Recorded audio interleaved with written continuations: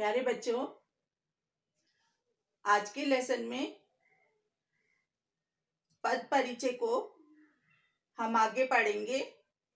पिछले लेसन में मैंने आपको संज्ञा सर्वनाम का पद परिचय बताया था। आज हम एक बार उसको हल्के से रिवाइज कर लेते हैं। संज्ञा कोई भी नाम हो सकता है। संज्ञा में किसी व्यक्ति का नाम, किसी वस्तु का नाम या स्थान का नाम, और उसके बाद उसके 3 भेद आपको याद रखने हैं। परिचय करना मैंने आपको पिछले लेसन में बता दिया था। उसी प्रकार सर्वनाम जो शब्द संज्ञा के स्थान पर प्रयोग किए जाएंगे, यानी कि किसी का नाम ना लेकर उसके लिए जो शब्द इस्तेमाल होगा वो हो जाएगा सर्वनाम। उसके मैंने आपको 6 भेद बताए थे, उसका उदाहरण भी पिछले लेसन में समझाया था। तो आज हम शुरू करते हैं पद परिचय को विशेषण के रूप में, कि अगर विशेषण शब्द हों तो हम उनको कैसे पहचानेंगे और कैसे उनका परिचय देंगे। जैसे यहाँ पर पहला उदाहरण है, रंग बिरंगे फूल देखकर मन प्रसन्न हो गया। अब यदि हम इसमें पद परिचय की सबसे पहली पहचान जो है वो आपको यही करनी है कि जो भी रेखांकित शब्द है उसको आपने ठीक से पहचानना है। जो मैंने पहले शब्द बताए थे आपको, संज्ञा है, सर्वनाम है, विशेषण है, क्रिया है या फिर क्रिया विशेषण है, या फिर अव्यय के भी और भेद हैं, उनमें से वो शब्द कौन सी कैटेगरी में आता है। तो सबसे पहले हम शब्द पे जाएंगे। जो रेखांकित शब्द है, रंग बिरंगे फूल देखकर मन प्रसन्न हो गया। अब ये जो रंग बिरंगे शब्द है ये इस फूल की विशेषता बता रहा है कि फूल कैसे है, रंग बिरंगे। तो यहाँ पर जो रंग बिरंगे है ये हो गया विशेषण। क्यों? क्योंकि ये संज्ञा की विशेषता बता रहा है। संज्ञा है फूल, फूल की विशेषता बता रहा है, इसलिए जो संज्ञा की विशेषता और सर्वनाम की विशेषता बताएंगे वो शब्द हो जाएंगे विशेषण। तो पहला हमने क्या पहचान लिया इसमें कि रंग बिरंगे शब्द विशेषण है, तो हम यहाँ पे लिख देंगे विशेषण। सबसे पहला पॉइंट तो यही है कि आप सबको जिस पद का आप परिचय दे रहे हैं उसको सही से पहचान लें। अगर आपने सही से पहचान लिया तो आपका आधा नंबर तो यहाँ पर बिल्कुल सही हो गया। उसके बाद आपने उसका भेद बताना है। अब क्योंकि ये भेद हम कैसे बताएंगे, हमने विशेषण के 4 भेद होते हैं। सबसे पहला होता है गुणवाचक, फिर संख्यावाचक। लेकिन ये जो फूल है ये यहाँ पर रंग बिरंगे हैं, इसलिए ये इसकी विशेषता गुणों के रूप में बता रहा है कि फूल रंग बिरंगे हैं। तो इसका भेद आ जाएगा गुणवाचक। यहाँ पर हम इसके भेद में लिख देंगे गुणवाचक। कौन सा विशेषण हुआ? गुणवाचक। अच्छा, यहाँ पर एक बात और ध्यान रखनी है कि गुणों में जो है सिर्फ अच्छाइयां ही नहीं आएंगी, गुण में कुछ बुराइयों के भी गुण हो सकते हैं। जैसे हमने किसी व्यक्ति की गुण बताया कि वो बहुत बेईमान है, बहुत लालची है, स्वार्थी है, तो वो भी गुण में ही आएगा। उसके लिए भी, यानी कि गुणवाचक में, चाहे वो उसकी खासियत बता रहा हो चाहे उसकी कमियां बता रहा हो, दोनों ही प्रकार से गुणवाचक में आएगा। अब हम इसके वचन बताएंगे कि ये कौन से शब्द में जाएगा, एक वचन है या बहुवचन है। यहां से देखते जाएं आप इन चीजों को देखते हुए। अब रंग बिरंगे फूल हैं यानी कि बहुत सारे फूल हैं, तो हम इसको लिखेंगे बहुवचन। वचन भी बता दिया हमने। अब हम बताएंगे इसका लिंग। लिंग में कैसे पहचानेंगे? रंग बिरंगे फूल, फूल खिले हैं या हमने फूलों को देखा है, तो फूल जो है वो पुल्लिंग में ही आएंगे, इसलिए इसका लिंग हो गया पुल्लिंग।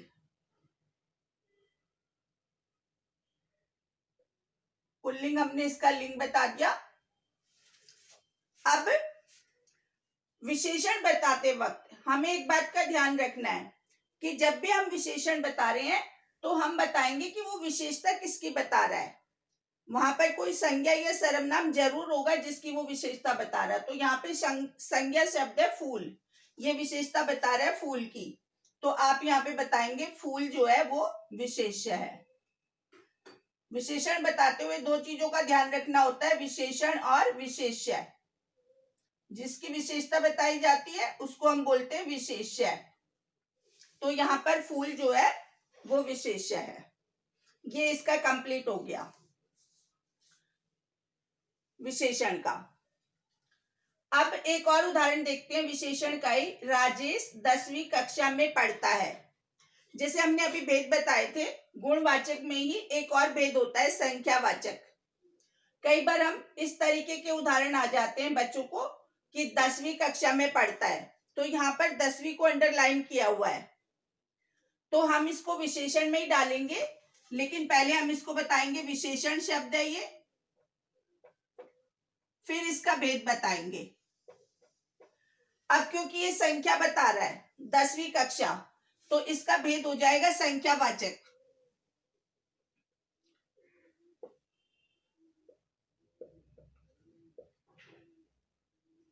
मैंने पिछली क्लास में भी आपको बताया था कि इन सब चीजों के जो भेद हैं वो आप अच्छे से याद कर लें।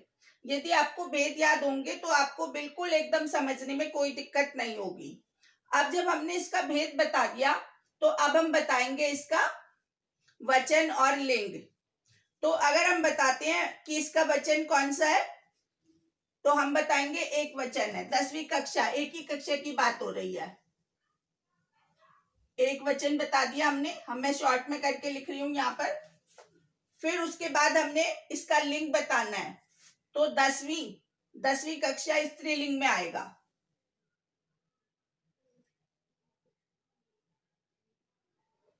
अब क्योंकि ये विशेषण शब्द है तो आप इसमें विशेष्य जरूर बताएं, जैसे ऊपर वाले में भी बताया था। किसकी विशेषता बता रहा है ये? कक्षा की। तो यहाँ पर कक्षा जो शब्द है वो हो गया विशेष्य। कक्षा, इसको हम बता देंगे विशेष्य। विशेषण में विशेष्य बताना होता है। तो ये इसका पूरा हो गया। समझ आया आपको विशेषण का पद परिचय। अब हम ले लेते हैं क्रिया को। गीता ने पुस्तक पढ़ ली। अब यहाँ पर इसको अंडरलाइन किया हुआ है, पढ़ ली को, यानी कि ये जो पद है ये हमें बता रहा है कि कोई क्रिया हो रही है पढ़ने की। क्रिया का मतलब भी होता है किसी काम का करना या होना। तो यहाँ पर कौन सी क्रिया हो रही है? पढ़ने की। गीता ने पुस्तक पढ़ ली, तो हम क्या बताएंगे इस पद को? क्रिया। हमने बता दिया कि ये क्रिया है। अब जब हम क्रिया बताएंगे तो हम फिर उसका भेद बताएंगे। क्रिया के दो भेद होते हैं, अकर्मक क्रिया और सकर्मक क्रिया। अब इसकी पहचान कैसे करेंगे? यदि तो क्रिया में पढ़ते वक्त हमें पता चल रहा है कि कोई हमारे बीच में कर्म आ रहा है, क्रिया का प्रभाव कर्म पे पड़ रहा है। कर्म यानी बीच में कोई ऑब्जेक्ट है। क्या पढ़ रहा है? गीता क्या पढ़ रही है? पुस्तक। तो यानी कि इस वाक्य में पुस्तक कर्म हो गया। तो जो क्रिया कर्म के साथ आएगी उसे हम बोलते हैं सकर्म। सकर्म यानी कि कर्म के साथ, सकर्मक क्रिया। तो इसका भेद हो गया सकर्मक। सकर्मक क्रिया हो गई ये। आप दोबारा क्रिया लिखें या ना लिखें, सकर्मक क्रिया आपने पहले बता दिया क्रिया, ठीक है। अब ये सकर्मक क्रिया बता दिया। अब हम इसको क्या बताएंगे? वचन और लिंग बताएंगे। तो पढ़ ली यानी कि पुस्तक पढ़ ली, क्रिया से पता चल रहा है कि ये स्त्रीलिंग है। स्त्रीलिंग। पुस्तक एक है या बहुत सारी हैं? एक ही पुस्तक पढ़ रहा है, इसलिए हम बताएंगे एक वचन। और इसमें क्रिया में काल भी बताना होता है। अगर हमें पता चल रहा है वाक्य से क्रिया कौन से काल में हो रही है, यानी कि काम खत्म हो गया है, भूतकाल में हो रही है, तो हम यहाँ पे काल बताएंगे। 3 काल होते हैं, जैसे हमने वहां पे बताया भी है कि क्रिया बताते वक्त हमें काल भी बताना है। यहाँ पे मैंने बताया है, काल बताएंगे। तो अगर पढ़ता है आ जाता तो हम लिखते वर्तमान काल, लेकिन क्योंकि यहाँ पे काम खत्म हो गया है, बात भूतकाल की हो रही है, तो इसलिए ये हो गया भूतकाल। और अगर हम कहते हैं कि गीता पुस्तक पढ़ेगी, तो तब हो जाता भविष्य काल। इसलिए यहाँ पे क्रिया में हम काल बताएंगे तो हम यहाँ पे बताएंगे भूतकाल, यानी कि काम समाप्त हो गया। ये हो गया क्रिया का। अब एक और उदाहरण देखते हैं क्रिया का ही। वह थक कर सो गया। यहां पर भी हमने क्रिया को अंडरलाइन किया है, सो गया। अब यहां पर हम देखते हैं कि ये क्रिया जो है, हमने ये तो पता कर लिया क्योंकि ये क्रिया हो रही है सोने की, इसलिए ये पद कौन सा हो गया, क्रिया का। हमने बता दिया ये पद क्रिया का है। अब क्रिया के दो भेद है, तो यहाँ पर सोने वाली क्रिया में आप कौन सा बताएंगे, अकर्मक क्रिया बताएंगे या सकर्मक। अभी मैंने पहचान बताई थी आपको कि अगर सकर्मक क्रिया होगी तो कर्म होगा, बीच में कर्म पर प्रभाव पड़ रहा होगा, लेकिन यहाँ पर सोने की क्रिया में किसी पर प्रभाव नहीं पड़ रहा, कोई कर्म है ही नहीं बीच में, यानी कि सोने की क्रिया ऑटोमेटिकली हो रही है।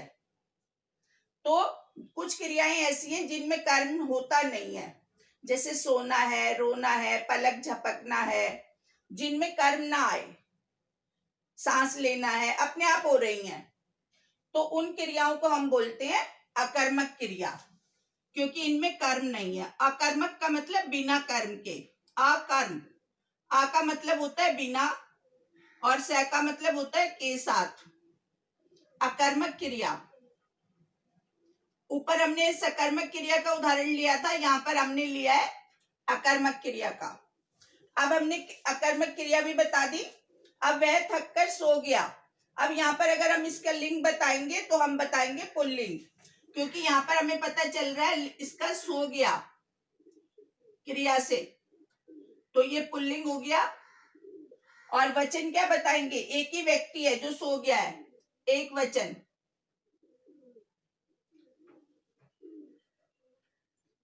और यहाँ पर काल क्या बताएंगे, भूतकाल, क्योंकि काम जो है वो पहले शुरू हो गया था, सो गया यानी कि पिछले समय की बात हो रही है।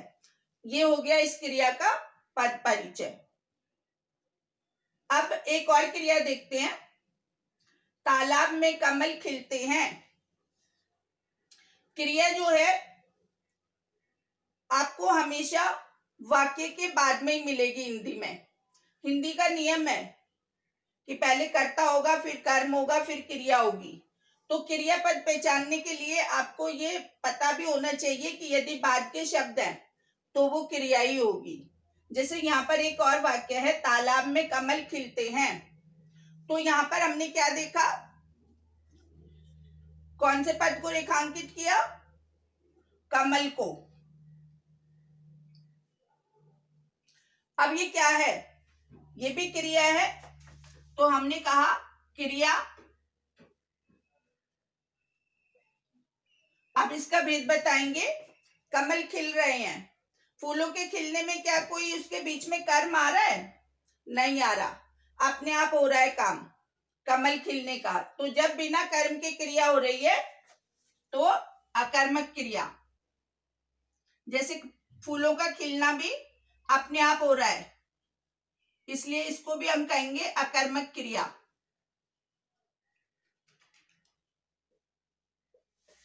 अब फूल कम है या ज्यादा है, एक वचन है या बहुवचन है, फूल खिलते हैं, कमल खिलते हैं, पहले लिंग बता देंगे तो ये आ जाएगा पुल्लिंग में। फूल हमने ऊपर भी बताया था पुल्लिंग में, तो यहाँ पर भी ये पुल्लिंग में आ जाएगा। और क्योंकि फूल बहुत ज्यादा है इसलिए हम इनको बताएंगे बहुवचन। और अब इसमें एक चीज और रह गई, काल। खिलते हैं, अभी अभी हो रहा है काम, है से पता चल रहा है आ जाए तो वर्तमान काल, तो यहाँ पर ये हो गया वर्तमान काल।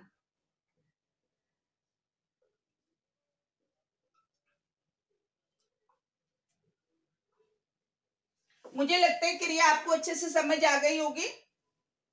यहाँ पर भी क्रिया थी, यहाँ पर भी क्रिया थी, यहाँ पर भी क्रिया थी। ये दो उदाहरण मैंने विशेषण से लिए थे। अब लास्ट में हम अव्यय से एक उदाहरण लिया हमने। मैंने बताया था अव्यय होते हैं। अव्यय वो शब्द होते हैं, अविकारी शब्द भी कहते हैं इन्हें, जिनमें किसी भी तरह का कोई परिवर्तन नहीं आता, लिंग वचन काल का कोई परिवर्तन नहीं आता, ये जैसे हैं वैसे ही अपने रूप में हर जगह इस्तेमाल किए जाते हैं। जैसे अगर नित्य शब्द है तो ये नित्य जो है हमेशा नित्य ही इस्तेमाल होगा, इसका कोई रूप बदलेगा नहीं, यानी कि अविकारी शब्द। तो जब ये अविकारी शब्द है तो हम इन्हें किसकी विशेषता बता रहा है, वह नित्य घूमने जाता है, नित्य घूमने जाता है, यानी कि जो क्रिया हो रही है घूमने की उसकी विशेषता बता रहा है ये। यहाँ पर ध्यान रखना है आपको कि जो अव्यय हैं वो क्रिया विशेषण भी होते हैं, जितने भी क्रिया विशेषण अव्यय हैं वो भी अपना रूप नहीं बदलते। तो हमें ये देखना है कि एक विशेषता किसकी बता रहा है, संज्ञा सर्वनाम की बता रहा है या क्रिया की बता रहा है। यहाँ पर क्रिया की विशेषता बता रहा है ये, वह की नहीं बता रहा, वह नित्य घूमने जाता है, घूमने जाने की क्रिया बताई जा रही है। तो हम इसको पहले तो इसका भेद बता देंगे कि ये अव्यय है, यानी कि अविकारी शब्द है, इसमें से कुछ भी खर्च नहीं होता। अव्यय का मतलब ही होता है कि कुछ खर्च नहीं होना, अव्यय व्यय नहीं हो रहा कुछ भी, यानी कि जैसा है वैसा ही रहना है, ना घटना ना बढ़ना है। अब क्योंकि अव्यय बता दिया तो अब हमें बताना भी होगा कि ये अव्यय का कौन सा भेद है, तो हम इसे बताएंगे क्रिया विशेषण। क्रिया विशेषण है क्योंकि ये क्रिया की विशेषता बता रहा है, इसका भेद हो गया क्रिया विशेषण। मैंने आपको क्रिया विशेषण पे एक पूरा लेसन पहले भी बना के पढ़ाया है। क्रिया विशेषण 4 प्रकार के होते हैं, तो उसमें आप एक बार अगर उसको रिवाइज करना चाहते हैं तो उस वीडियो को जरूर देखना। कालवाचक, स्थानवाचक, रीतिवाचक और परिमाणवाचक। तो अब हम देखते हैं कि ये किस भेद में जाएगा। अव्यय नित्य, कब कब जाता है घूमने, नित्य, यानी कि ये हमें बता रहा है समय का ज्ञान। तो जब भी कभी समय का ज्ञान हो तो हम उसको डालेंगे कालवाचक में। काल का मतलब होता है समय, तो इसका भेद हो गया कालवाचक। वाचक का अर्थ होता है बताने वाला, कालवाचक क्रिया विशेषण। और इसमें और कुछ ज्यादा बताने की जरूरत नहीं होती क्योंकि ये अव्यय हैं, ये अपने रूप में ही रहते हैं। तो इसमें हमें बस ये बताना है कि ये किसकी विशेषता बता रहा है, ये क्रिया विशेषण। तो हम यहाँ पे लिख देंगे घूमने जाने की विशेषता बता रहा है।